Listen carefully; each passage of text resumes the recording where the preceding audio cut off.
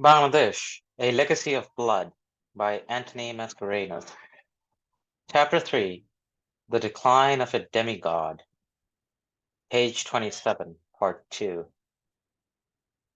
Then again, Mujib, rather curiously, reinstated several senior officers with established reputations for corruption who had been dismissed from the Pakistan civil service.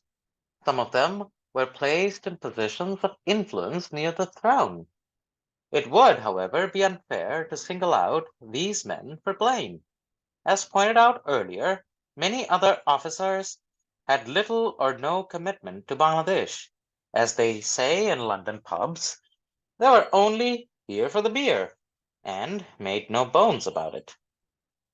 Closely entwined with the official corruption was the colossal smuggling of food and jute out of the country into India. The practice existed long before the birth of Bangladesh.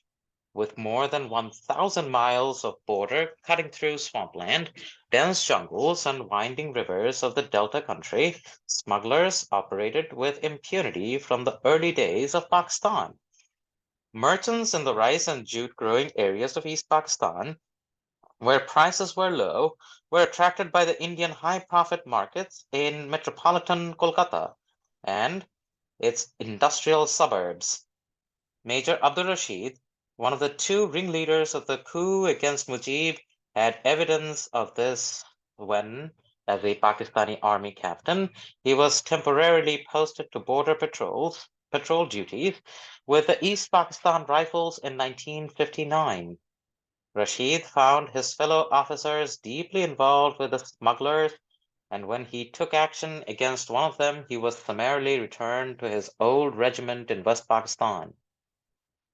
When Bangladesh came into being, the smuggling operation greatly expanded, one reason being that border vigilance had become very relaxed because of the cordiality between the two countries.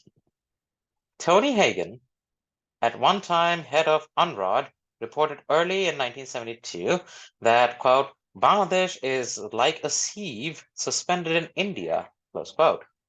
Many merchants found it more advantageous to export the rice across the border where they got almost half as much again for their crops. Not long after that, Dr. K.U. Ahmed, a Bengali lecturer in Brunel University in England, after making a detailed study of the problem, came to the conclusion, quote, food prices are soaring in Bangladesh chiefly because supplies sent in from abroad to relieve widespread hunger are being smuggled out to the Indian market by Bangladeshi traders aided by corrupt government officials, close quote.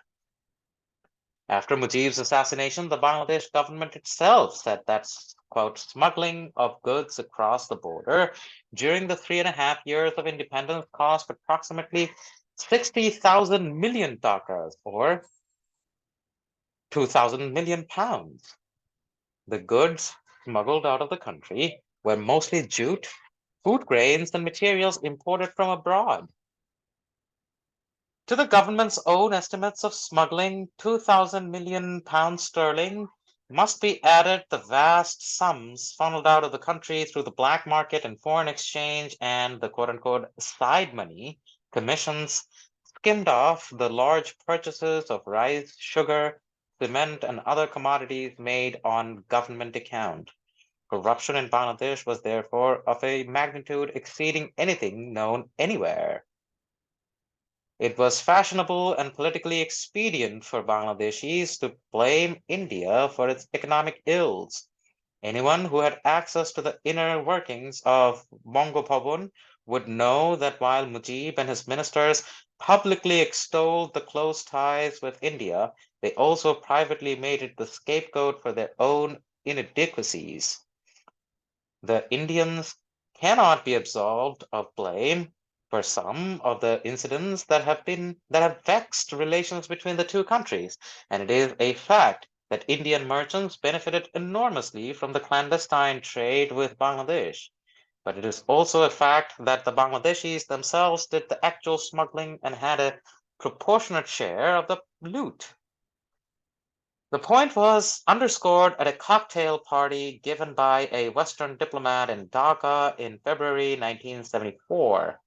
There were some local editors and journalists present, and one of the latter was waxing hot about how the Indians were, quote unquote, bleeding the country. Finally, our host had had enough. Tell me, he asked this man, do the Indians come all the way into Bangladesh and carry off the rice and jute, or do the Bangladeshis carry it out to them? That was the end of the argument. From the start, the government of Bangladesh and India had tried to prevent the business houses of Calcutta from dominating the economy of Bangladesh. To this end, they signed an agreement in January 1972, putting all trade and economic exchanges on a state-to-state basis.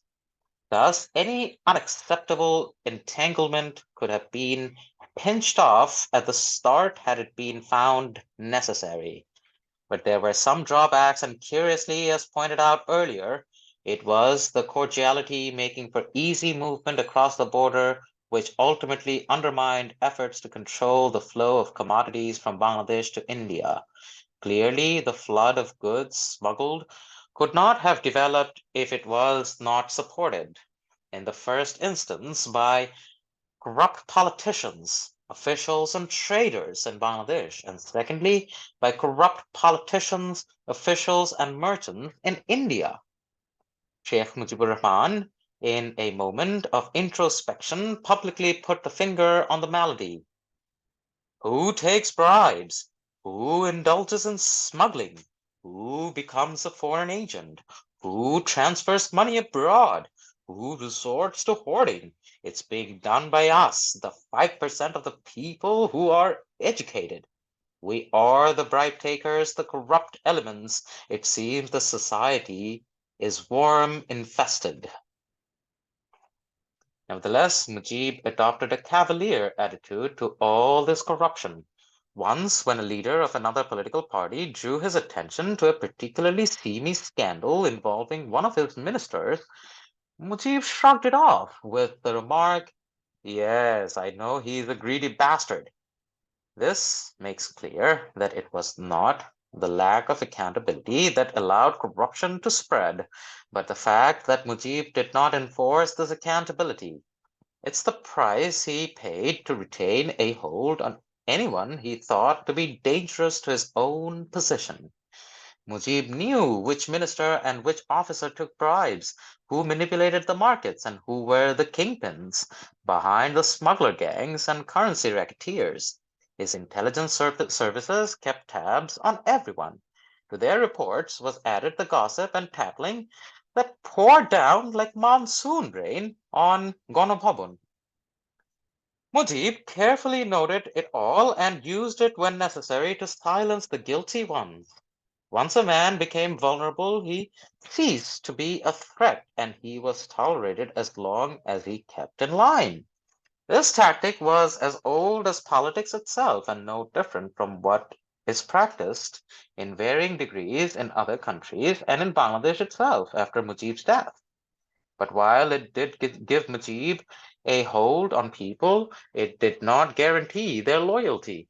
Those who made money resented the idea that others were also allowed to make a lot more. Thus, no one was entirely satisfied, and they all eventually turned on Mujib. The hemorrhage of national resources almost killed off the new state at its founding. By the end of 1973, Bangladesh was bankrupt, though more than $2 billion in international aid had been pumped into it. The tragedy is that the hemorrhage was not staunched after Mujib's death. Some corrupt politicians were removed from positions of influence but were replaced by influence peddlers of another kind. Corrupt civil servants, to a large extent, remained untouched. So also did the well-heeled business sharks operating on the periphery of the palace. Like the rivers, they seemed to go on forever. And if smuggling was halted temporarily, it was only because the new tensions between Bangladesh and India made for extreme vigilance on both sides of the border. Mujib's successors were hardly in a position to point the finger at him. Their attempts at cleaning up have at best been cosmetic. Bangladesh would never have been brought to such straits in so short a period had it not been for the unbelievable sycophancy which filled Ganabhavan and Bangabhavan like the clouds of intoxicating vapors in an opium den. Sycophancy is on a par with maladministration, corruption, and smuggling as the prime cause for the decline of both Mujib and Bangladesh. The Greeks and Romans used to say a god is nothing without worshippers. Mujib, the demigod, had these in abundance. They clung to him like scabious leeches, greedily sucking all available patronage while at the same time isolating him from reality and the people. There were all kinds of darbaris. Some were inoffensively obsequious, their only purpose being to demonstrate they were on the right side of the fence. Others were outrageously servile and grasping. They flattered Mujib, indulged his every mood, and instantly echoed each utterance from the lips of the leader. They aped the way he dressed. Mujib-style jackets over white cotton pajamas became the uniform of the in group. Mujib's picture blossomed on postage stamps and on currency notes, calendars, desk ornaments, and daily on the front pages of almost every newspaper. A bust of the Bangabandhu would also have adorned a cell in the Dhaka jail had not the Darbaris intervened. During his long career in the opposition, Mujib had spent more than 10 years in solitary confinement, most of them in a condemned cell in the Dhaka Central Jail. He proudly called it his second home. In 1974, a senior officer of the jails department came up with the idea that it would be a fitting tribute to the Bangabandhu to place a bust of him in the cell. Accordingly, one of Bangladesh's well-known sculptresses, Shamin, was commissioned to do the bust of Mujib for a fee of 20,000 takas, about 750 British pounds sterling. She came up with a large, very presentable work in bronze. The jail authorities spent another large sum building an appropriate pedestal and preparing the cell for the great occasion. Then they invited Mujib to the formal commemoration. When the invitation reached Gonobhabon, Mujib was greatly touched by the gestures. The sycophants, however, were indignant. It would be insulting and inauspicious. They advised Mujib to have Bongobuntu put in the jail. Mujib began to waver. When his family joined in opposing the idea, the bust was quietly removed from the cell and placed in storage. The worst sycophants were among Mujib's advisors and ministers. Among the former were Tufail and Sheikh Fazlul Haq Muni, Mujib's nephew, who would also die with him. Most prominent among the latter was Tahiruddin Thakur, the Minister of State for Information. Thakur was once a journalist and would later play a shadowy role in Mujib's assassination. He geared the entire government information machinery, TV, radio, and press, to extolling the virtues of Mujib. He also distinguished himself by extreme public obeisance to his master. Thakur's attitude so revolted some of his officers that one of them, an executive of Bangladesh TV, on one occasion hit on the idea of the camera focusing on Thakur as he bent down to touch Mujib's feet in a gesture of fealty at Dhaka airport. That night, TV viewers in Dhaka were regaled with the spectacle of ministerial obeisance. but it is a measure of the national degradation at that time that instead of showing up this nauseous personal debasement as it was intended to, the touching of feet henceforth became the form for the darbaris. It inflated Mujib's ego to the point where he took severe note of those who dared not to touch his feet. Only one minister, Tajuddin Ahmed, who was in charge of finance, had the courage to stand up to Mujib publicly. In November 1974, on his return from an international conference, Tajuddin publicly criticized the government for incompetence and mismanagement. In the circumstances, it was akin to political suicide and probably reflected the desperation he felt. On being summarily dismissed, Tajuddin immediately announced his retirement from politics. One other minister, General M.A.G. Osmani, who successively held the portfolios of defense, civil aviation, and shipping, was never comfortable in Mujib's cabinet, and in July 1974 asked to be relieved of his portfolios. The other ministers, whatever may have been their private opinions, did not show hesitation in falling into line behind Sheikh Mujib, whatever he did. The same is true of some senior civil servants and military officers. They had no reason to take sides, but take sides they did for rapid promotions. The numerous turncoats and evidence after Mujib's assassination underscores the sad story. In their own way, each of his principal political advisors made notable contributions to the Mujib legend. Tufail was the first to give him the grandiose title of Bangabandhu, the friend of the Bengalis. That was during the Bengali upsurge against Pakistan, and Tufail's influence with the emotional leader was carried over when Bangladesh became a reality and Mujib the prime minister. He was appointed Mujib's political secretary, and in that capacity was one of the most powerful shadows behind the throne. The other advisor, Sheikh Fazlul Haq Moni, was the author of The Four Pillars of Mujibism: nationalism, socialism, democracy, and socialism, and secularism. These were bombastically enshrined in the Constitution as the fundamental principles of state policy. But in actual terms of guiding concepts, they remained illusory, if not grotesquely debased by contrary practices. For propaganda purposes, the four pillars of Mujibism were eminently suitable as banners for the Long March to Sonar Bangla or the Golden Bengal. But Bangladesh, in fact, was going nowhere, and thus they assumed merely a decorative purpose. In his time, Mujib would shoot down every one of the pillars, and Moni and Tufail would cheer him on. But this did not deter the Darbaris from taking up the chant. The principles, quote unquote, were developed into the cult of, quote unquote, Mujibism, complete with badges, books, essays, and newspaper articles proclaiming and explaining the new philosophy.